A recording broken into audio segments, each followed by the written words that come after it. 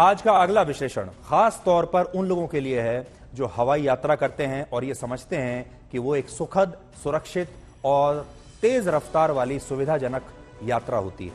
आप में से ज्यादातर लोग हवाई यात्रा अक्सर करते रहते होंगे, कुछ अक्सर करते होंगे, कुछ कभी कभी करते होंगे। लेकिन इस विश्लेषण के बाद आप थोड़े से सतर्क और जागरूक जरूर हो जाएंगे, क्योंकि हवाई यात्रा करने वाले देश के हर व्यक्ति की सुरक्षा के साथ इस समय ऐसा लगता है कि खिलवाड़ हो रहा है। आपने नोट किया होगा, पिछले कुछ समय से हमारे देश में हवाई यात्रा के दौरान विमान में तकनीकी खराबी और इमरजेंसी लैंडिंग की घटनाएं अचानक से बढ़ गई हैं। इस महीने 16 जुलाई तक तकनीकी कारणों की वजह से 8 बड़े हादसे होने से बचे हैं और आज ही गो फर्स्ट की 2 फ्लाइट्स में तकनीकी खराबी हो गई। और ऐसी घटनाओं को रोकने के लिए पिछले 2 दिनों से नागरिक उड्डयन मंत्री ज्योतिरादित्य सिंधिया और डीजीसीए एयरलाइन कंपनियों के साथ लगातार बैठकें कर रहे हैं। इन मीटिंग्स में एयरलाइन कंपनियों से पिछले 1 महीने में हुई तकनीकी खराबियों की घटनाओं पर डिटेल्ड रिपोर्ट मांगी गई है, ताकि इसके पीछे मौजूद सही कारणों को समझा जा सके। आमतौर पर तकनीकी खराबी का बहाना लेकर लापरवाही को छुपाने में कई बार मदद मिल जाती है, लेकिन इस बार डीजीसीए एक्शन मोड में है और इसलिए इन कंपनियों को एक आदेश जारी किया गया है। अपनी शुरुआती जांच में डीजीसीए ने यह पाया कि एक फ्लाइट के लैंड करने और अगली उड़ान भरने के बीच विमानों की ठीक तरह से जांच नहीं हो रही। यह बात आप भी ठीक से समझ लीजिए। आप भी देखते होंगे कि विमान एक फ्लाइट लैंड करती है और उसके बाद जब वो टेक ऑफ करती है उस दौरान उसकी अच्छे से जांच होनी चाहिए, लेकिन ये जांच हो नहीं रही।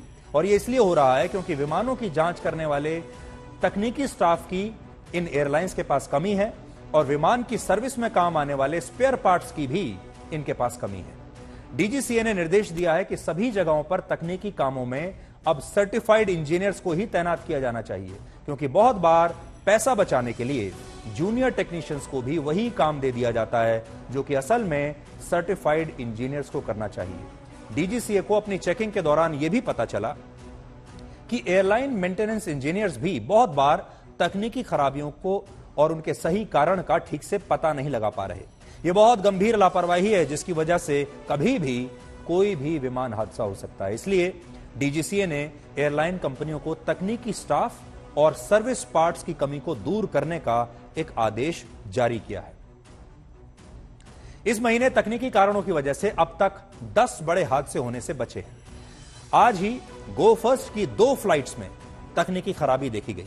अप्रैल से जून के बीच तकनीकी खराबी की वजह से 8 बड़ी दुर्घटनाएं बस किसी तरह टल गई। उनमें जो यात्री थे उनकी किस्मत अच्छी कह लीजिए कि वो बच गए।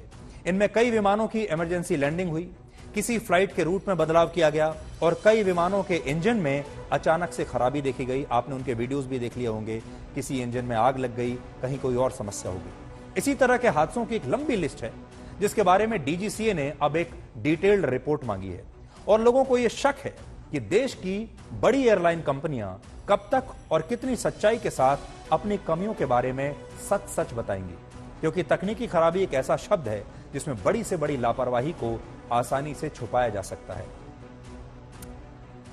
आपको याद होगा, एक जमाने में दूरदर्शन के कार्यक्रमों के दौरान तकनीकी खराबी को लेकर स्क्रीन पर एक संदेश लिखा हुआ आता था कि रुकावट के लिए खेद है।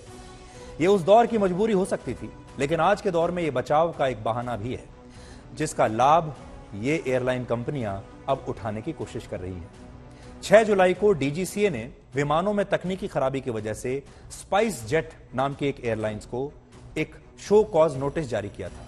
इस नोटिस में यह कहा गया कि स्पाइस जेट एक सुरक्षित और भरोसेमंद हवाई सेवा देने में नाकाम रही है।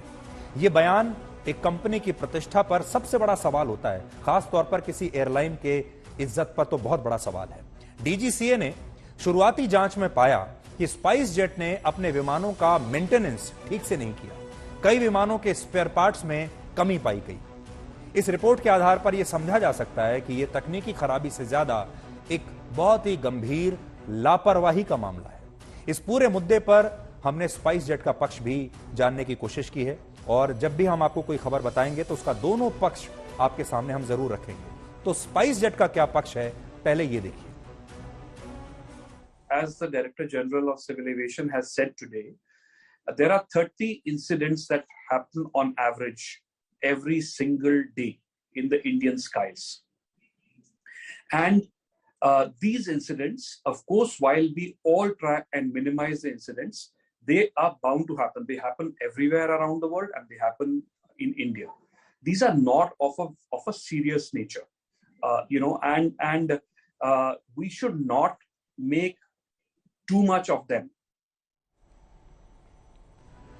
ये अकेले एक एयरलाइन यानी स्पाइस जेट का मामला नहीं है। ऐसी कई एयरलाइन कंपनियां हैं जो विमानों के रखरखाव में लापरवाही कर रही हैं और इसके पीछे के कारणों को एकदम ब्लैक एंड व्हाइट में देखना आज बहुत जरूरी है। इसका सबसे बड़ा कारण है विमान कर्मचारियों की सैलरी में भारी कटौती, जिससे बहुत से कर्मचारी अपनी कंपनियों से नाराज हैं। कोरोना महामारी के दौरान वर्ष 2020 और 21 में विमान सेवाएं बंद होने के बाद, जब आपको याद होगा एयरलाइंस बंद हो गई थी, भारत की एयरलाइन कंपनियों को 15,000 करोड़ रुपए का घाटा हुआ था। 15,000 करोड़ रुपए। इसलिए इन कंपनियों ने अपने कर्मचारियों की सैलरी में 40% तक कटौती की। इसके अलावा बहुत से कर्मचारियों को नौकरी से भी निकाल दिया गया और कई लोगों को बिना सैलरी के छुट्टी पर भेज दिया गया। आपको जानकर हैरानी होगी कि विमान के टेक्निकल स्टाफ की शुरुआती सैलरी 8,000 रुपए से शुरू होती है और एक जूनियर टेक्नीशियन की सैलरी करीब 17,500 रुपए तक होती है। लेकिन कोरोना महामारी के दौरान इन्हीं कर्मचारियों की सैलरी घटाकर 12,000 रुपए तक कर दी गई। लेकिन विरोध होने पर इस साल जनवरी में इसे बढ़ाकर 15,000 रुपए कर दिया गया। कर्मचारी अब भी इससे नाराज हैं। इसके अलावा केबिन क्रू और पायलट्स की सैलरी भी कोरोना काल में घटा दी गई थी, जिसे अभी तक बहाल नहीं किया गया है। अब आप सोचिए, अपनी कंपनी से नाराज कर्मचारी पूरी मेहनत और ईमानदारी से आखिर कब तक अपना काम कर सकते हैं, खासतौर पर तब जब काम हवाई जहाज की उड़ान और उसकी सुरक्षा से जुड़ा हो, तो मामला बहुत संवेदनशील हो जाता है। जुलाई की शुरुआत में इंडिगो और गो एयर के तकनीकी स्टाफ के ज्यादातर कर्मचारी कम सैलरी के विरोध में बीमारी का बहाना बनाकर छुट्टी पर चले गए और यह बात सामने आई कि ये तमाम कर्मचारी दूसरी एयरलाइन कंपनियों में असल में इंटरव्यू देने के लिए गए थे। आप एयरलाइन कंपनियों के घाटे पर आज गौर कीजिए। 2020 और 21 में एयर इंडिया को 4,700 करोड़ रुपए, इंडिगो को 5,829 करोड़ रुपए, विस्तारा को 1,609 करोड़ रुपए, एयर एशिया को 1,396 करोड़ और गो एयर को 1,333 करोड़ रुपए का घाटा हुआ। एक अनुमान के मुताबिक वर्ष 2022 में एयरलाइन कंपनियों का घाटा 15,000 करोड़ से बढ़कर 26,000 करोड़ रुपए का हो जाएगा। अब खुद सोचिए, ये तमाम एयरलाइंस इस घाटे की भरपाई आखिर कहां से करेंगी? एविएशन सेक्टर एक बहुत ही प्राइस सेंसिटिव सेक्टर माना जाता है, यानी दामों के प्रति यह सेक्टर बहुत संवेदनशील है। यहां पर टिकट की कीमत बढ़ाना बहुत मुश्किल काम है, क्योंकि जैसे ही आपने टिकट की कीमत बढ़ाई, ग्राहक दूसरी एयरलाइन के पास चला जाएगा जो सस्ते दामों पर टिकट दे रही है। इसलिए एकमात्र विकल्प बचता है कॉस्ट कटिंग, जिसमें कर्मचारियों की संख्या, उनकी तनख्वाहें और यात्रियों को दी जाने वाली सुविधाओं में कटौती की जाती है और यह करके एयरलाइंस पैसा बचाती है। और इसी क्रम में अब एयरलाइंस विमानों के मेंटेनेंस के साथ भी समझौता करने लगी है और यह समझौता असल में आपके जीवन की सुरक्षा के साथ हो रहा है। इसमें कोई शक नहीं कि कोरोना काल के दौरान पूरी दुनिया की अर्थव्यवस्थाओं को बहुत नुकसान हुआ, लेकिन अब अर्थव्यवस्थाएं अपने पुराने दौर में लौट रही है। हालांकि कई एयरलाइन कंपनियां अब भी पुरानी सैलरी सिस्टम को बदलना नहीं चाहती, जबकि हवाई यात्रियों की संख्या में रिकॉर्ड तोड़ इजाफा हुआ है, लेकिन एयरलाइन कंपनियां अभी भी पुराने जमाने की सैलरी दे रही हैं। इसे इस डेटा की मदद से डिकोड करते हैं। कोरोना काल से पहले 2019 और 20 में भारत में घरेलू और अंतर्राष्ट्रीय उड़ानों में कुल मिलाकर 20 करोड़ 42 लाख लोगों ने हवाई यात्रा की थी। हमारे देश में 20 करोड़ 42 लाख लोगों ने एक साल में हवाई यात्रा की। यह संख्या 2021 और 22 में घटकर सिर्फ 6 करोड़ 20 लाख रह गई कोरोना की वजह से। पिछले साल कोरोना की दूसरी लहर के दौरान मई 2021 में डोमेस्टिक फ्लाइट्स लेने वाले यात्रियों की संख्या सिर्फ 21 लाख थी, जो इस साल मई 2022 में बढ़कर 1 करोड़ 20 लाख हो गई, यानी यात्रियों की संख्या 5 गुना ज्यादा हो गई। इसके अलावा पिछले एक साल में हवाई किराए भी लगभग 2 गुना बढ़ चुके हैं, लेकिन एयरलाइंस अपने कर्मचारियों की सैलरी उस हिसाब से बढ़ाना नहीं चाहती। अब सोचिए, अगर एक पायलट डिप्रेशन में हो, परेशान हो, नाराज हो, गुस्से में हो, तो वो कितना घातक सिद्ध हो सकता है। ये बात वर्ष 2015 में जर्मनी में हुई एक विमान दुर्घटना से आप समझ पाएंगे। जर्मन विंग्स नाम की एक एयरलाइन के एक पायलट ने अचानक विमान को पहाड़ों में ले जाकर क्रैश कर दिया था, जिसमें 156 लोग मारे गए। जितने भी यात्री थे सभी मारे गए, एक भी नहीं बचा।